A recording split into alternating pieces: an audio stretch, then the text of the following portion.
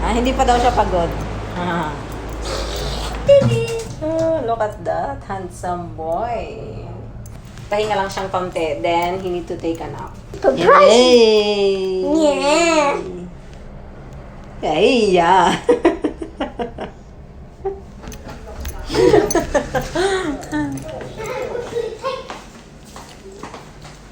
Take what? Take.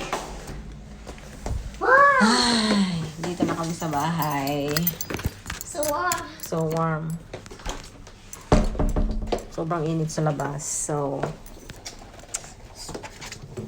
hindi pa dito sa bahay. Masyado mainit. Wait. Ay.